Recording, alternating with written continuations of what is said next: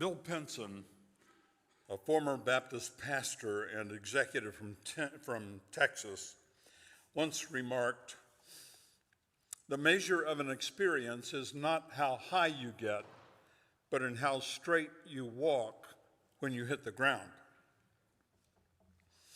He was not talking about legalizing marijuana. He was addressing college students concerning the spiritual gifts. As so often happens in talking about spiritual gifts, one gift in particular, tongues, gets a lot of attention. That being the case, I thought I would start with that, get that out of the way, so we can get on with some other things. I suppose that his emphasis on spiritual gifts should not have surprised me, because even in the Corinthian church, tongues had become a problem. Or more correctly, some of the church members who claimed to be superior to the others because they had a particular gift, tongues, and it had become a contentious matter even in the fellowship of the church.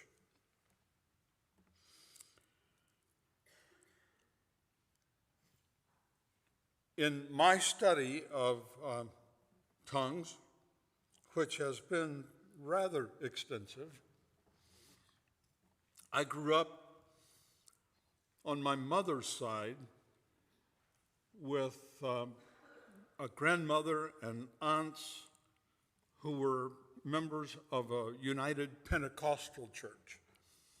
So whenever we visited them, we would attend the Pentecostal church, and I was sometimes surprised at the direction this worship service took. When I was a young Marine, I met with other Marines who had claimed to have a gift of tongues. And not wanting to miss out on anything that God had for me, I talked with them about what this was all about, and they coached me in speaking gibberish to prime the pump so that the Holy Spirit could eventually take over and provide a gift of tongues, which seemed a little odd to me that the Holy Spirit needed that kind of help. Nevertheless, because of this background, I made the study of spiritual gifts the focus of my doctoral work. So I think I know quite a bit about spiritual gifts. I may be fooling myself, but nevertheless, this morning Kristen asked me, "Do you need anything?" And I said, "Yes, a better sermon." And she said, "Well, use what you got." No, she didn't. She said, "I'm sure whatever you're going to say is going to be fine." That's Kristen. She's an encourager. But here's what I have discovered. The matter of tongues comes in a couple of varieties. On the one hand, there does appear to be a gift of tongues. That is, the speaker has not learned a language, but speaks in a language that the hearers understand. This was classically the case in Pentecost in Acts chapter 2. I have heard, though it hasn't been verified, I have heard of instances on the mission field where this has happened.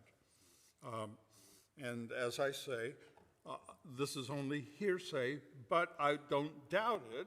It certainly could happen. The Holy Spirit is, after all, God. The second variety of tongues seems to be what many call a prayer language. There are times when what is inside is too deep, it's too painful, or it's too ecstatic to be contained in words.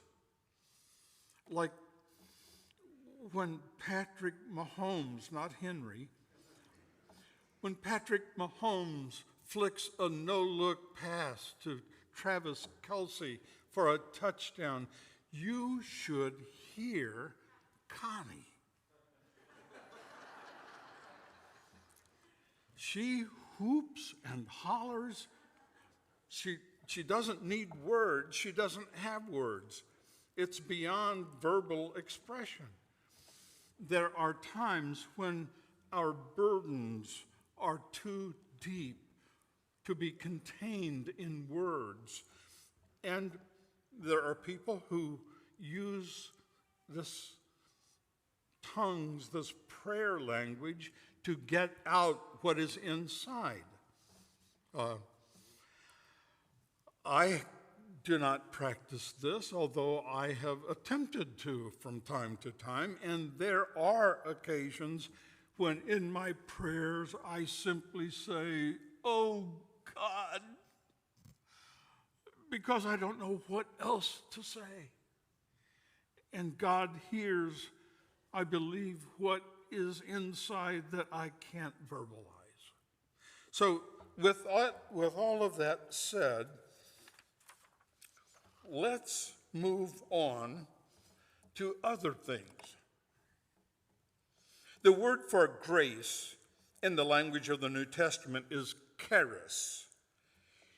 What we read as spiritual gift in the scriptures is the word charisma, literally a grace gift. The plural, charismata, is the root of our word charismatic, which is used in a secular sense when it describes a person with this enveloping personality that has the ability to draw people to himself or herself as this charismatic personality. But it's also used, of course, in a religious sense to indicate the spiritual gifts. A Methodist theologian, Kenneth Kinghorn, says that churches often fall into a couple of categories. Some exhibit what he calls charismania because of their fascination with spiritual gifts, while other churches, Baptist churches, would typically fall into the category of charisphobia,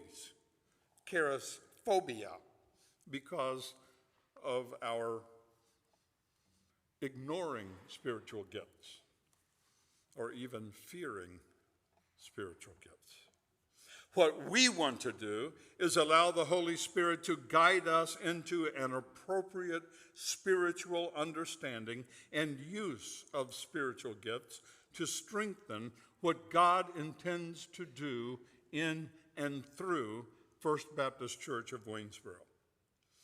The New Testament mentions 20 specific spiritual gifts, although I'm quite sure that through the years, as needs and challenges and opportunities have expanded, so have the spiritual gifts God gives. For example, I am quite sure that the Holy Spirit bestows a gift of computer language to some.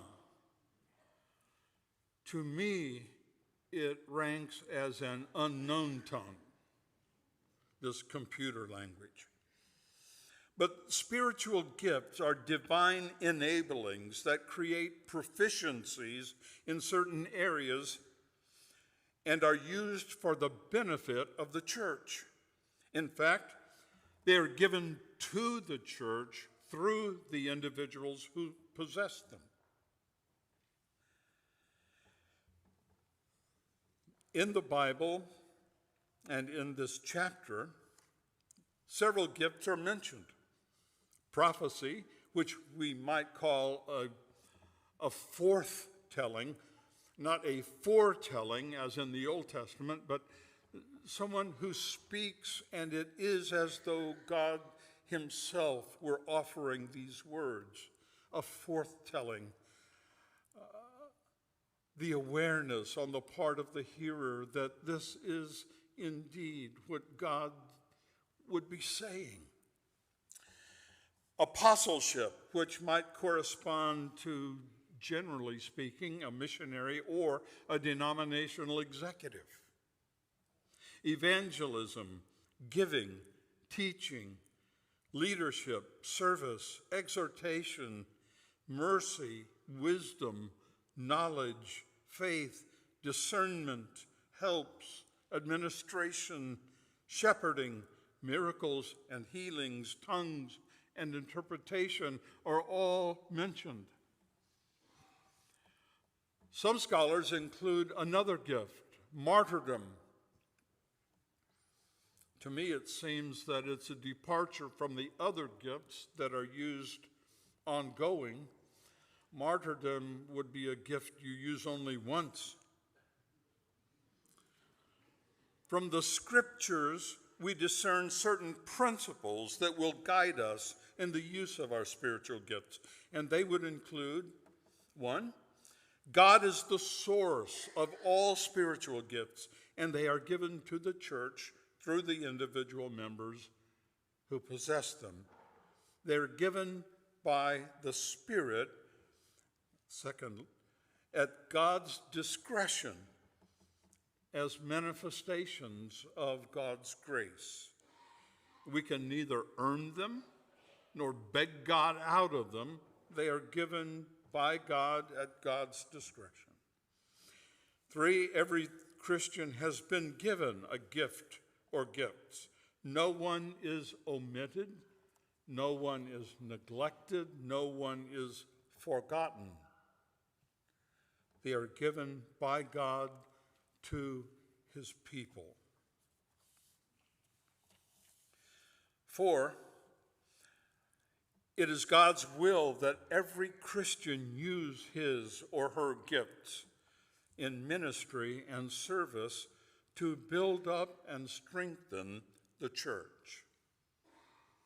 5, to the degree that a gift is withheld or not used, the vitality of the church is diminished. 6, it is God's plan that his purposes in the world be accomplished through the church, a church strengthened through the spiritual gifts he has given. And finally, we discover our spiritual gifts as we serve. The Spirit nudges us, as it were, in the directions that provide effective service and spiritual satisfaction. How fortuitous that our deacons have organized their ministry surrounding spiritual gifts. Not only the gifts of our deacons, but taking into account the spiritual gifts of the congregation, that we all together might be involved in this ministry of building up one another and caring for one another according to God's purpose. Now you will notice in this folder, which incidentally Kristen designed, she has a gift of brochure designing, but I think it's really well done.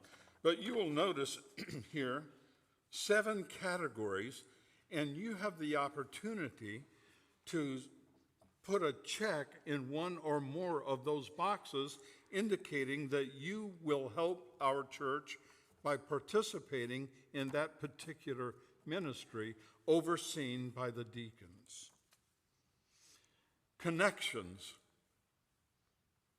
staying connected to each other, caring for one another, grief support, homebound, hospital care.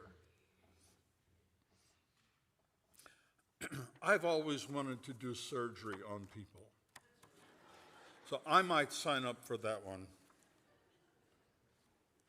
Or I think maybe that's not what it means. Meals, prayer, small jobs, rides. We are hoping and praying that you will indicate one or more of these as something you will help with using your gifts. And you may say, but I don't have the spiritual gift of giving rides to people. Okay, maybe you don't have a driver's license, so maybe the Spirit wouldn't call you to use that gift. But whatever gift you do have, use that gift or those gifts to help with the caring for and building up of our church. Paul concludes this chapter by mentioning some of the gifts, additional gifts, and then listen how he concludes. Now remember, he has been saying that the church has not been acting wisely because it's allowing church members to take each other to court. Where's somebody with wisdom who will say, let's talk about this and reach a conclusion without going to court? Or where are those with knowledge? He's been talking about giving. Where are those with giving? Or he mentions faith as a gift. So this is how he concludes chapter 12. And I will show you the most excellent way. And then begins chapter 13, which we typically call the love chapter, which is right smack in the middle of a chapter 12 and a chapter 14 that deals with spiritual gifts.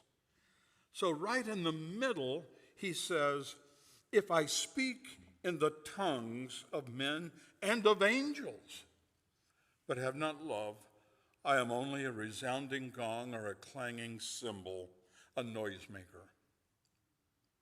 If I have the gift of prophecy and can fathom all mysteries and all knowledge, and if I have a faith that can move mountains, but have not love, I am nothing. Or if I have the gift of giving and I give all I possess to the poor and surrender my body to the flames. That's where some people get the idea of martyrdom. But have not love, I gain nothing. So Paul is saying these gifts are significant. They're important.